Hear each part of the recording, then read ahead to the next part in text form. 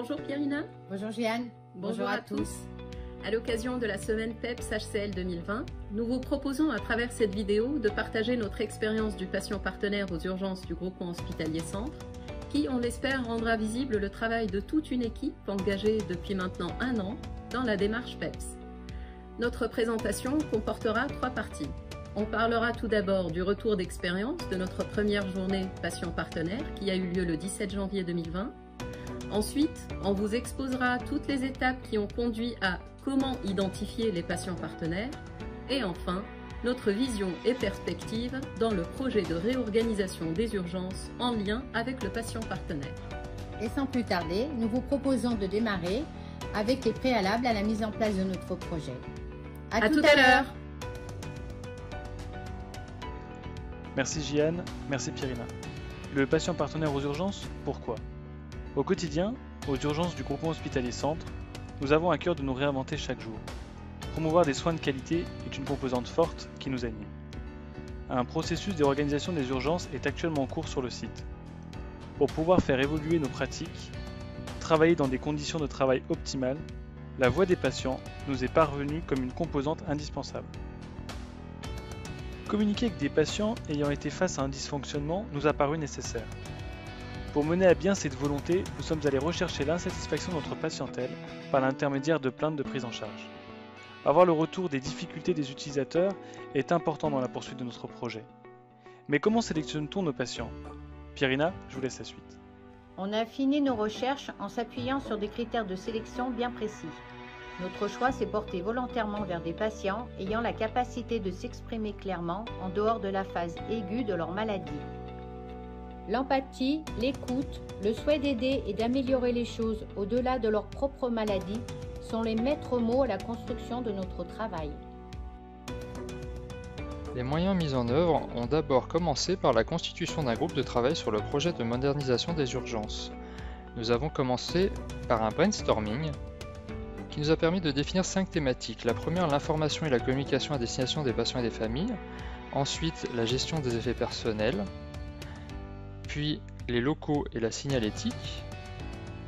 Suivi du soin et du prendre soin. Et enfin, la vision des urgences. Nous avons commencé par définir des actions à mener. Puis, nous avons défini un calendrier de travail, une feuille de route qui a été validée par l'ensemble du groupe,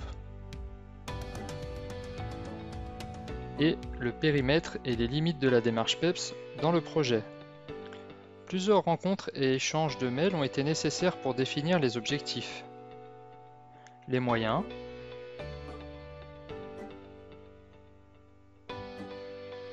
les ressources,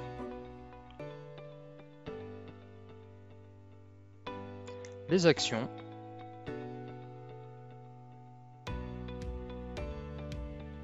les critères de sélection,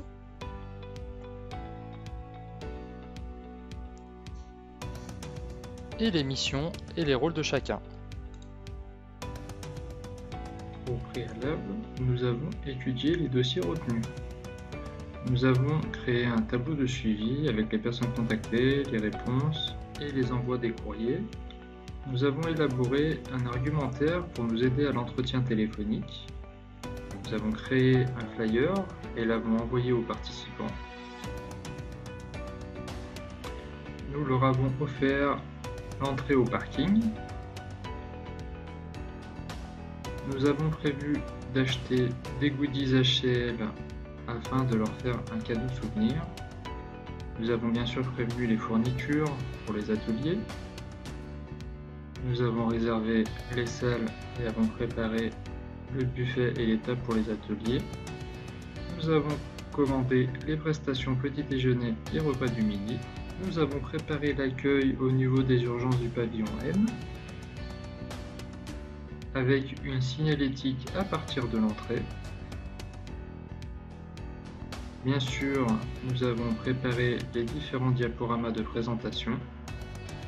Nous avons réalisé un film qui décrit le parcours du patient dès l'entrée à l'hôpital jusqu'aux urgences. Nous avons travaillé sur les aspects réglementaires Nous avons préparé et organisé les différents ateliers avec un animateur et un rapporteur. Chaque atelier reprend les 5 thématiques. Nous avons créé un questionnaire de satisfaction. Nous avons prévu de réaliser un compte-rendu de cette journée. Nous leur avons envoyé le compte-rendu accompagné des résultats du questionnaire avec un courrier de remerciement. La journée débute après l'accueil autour d'un petit déjeuner sur la présentation du projet. Elle est suivie par la présentation du partenariat PEPS, puis de la projection du parcours patient. Bonjour à tous, je suis Adrien Prénac, cadre de santé adjoint sur le groupement hospitalier centre. Je vais vous présenter du coup aujourd'hui le parcours patient sur l'accueil des urgences de l'hôpital Édouard Herriot. Pouvoir présenter les zones nous a paru important à nous, patients partenaires. En effet, lorsque l'on arrive sur le service, on ne sait pas toujours où l'on va, ce que l'on fait, quel est le parcours. Dans cette vidéo, on a eu à cœur de montrer comment se déroule l'accueil administratif, l'accueil des urgences par un infirmier et un aide-soignant. En effet, l'IOA trie le patient sur une échelle de gravité et après, il est emmené dans différents services pour différents examens. Dans cette vidéo, comme on peut le voir ici, nous voyons les différentes zones d'attente. Nous voyons aussi comment se passe un box quand il est équipé et quand il ne l'est pas. Nous avons aussi pris le temps d'expliquer comment fonctionnaient les box de contention, de leur montrer où se situaient les casiers et où nous rangeons leurs effets personnels était aussi important à nos yeux.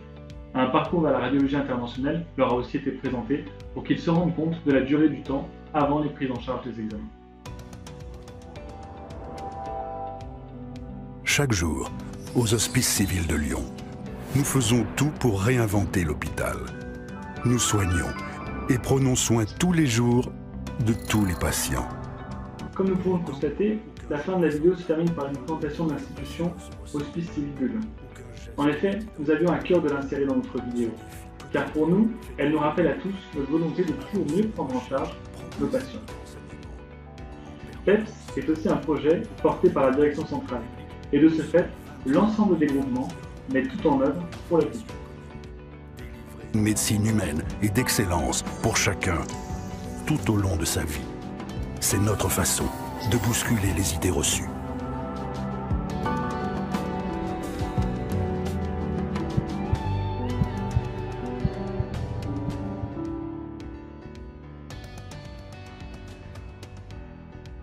Ensuite, nous nous sommes répartis dans les différents ateliers. Nous nous sommes ensuite restaurés dans un moment de convivialité. Puis nous avons repris de nouveau les ateliers. Enfin, nous avons fait une synthèse de la journée. L'équipe des urgences était l'équipe pilote dans ce projet PEPS et nous pouvons dire aujourd'hui qu'on est fiers d'avoir pu engager un dialogue visant à co-construire avec les patients et à repenser ensemble les urgences de demain. On est d'accord pour dire que l'étape clé à la réussite d'un tel projet est l'étape de préparation. Cette préparation n'est pas que logistique, elle doit être bien vécue par l'équipe et par les patients. On a pris le temps nécessaire pour le choix des critères de sélection pour identifier les patients. On a réfléchi aussi sur les axes d'amélioration dans lesquels la voix des patients nous semblait nécessaire. Et on s'est préparé également à recueillir les réflexions des patients et leurs ressentis pour fonder un partenariat durable avec eux en se basant sur leur expérience. Et vous, qu'en avez-vous pensé ?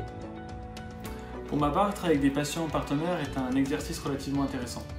Il apporte un regard différent sur notre organisation. On pourrait plutôt imaginer que certains détails du quotidien en fait, sont parfois complètement occultés par notre flux d'activité et avoir leur retour permet de mettre en place des actions correctrices.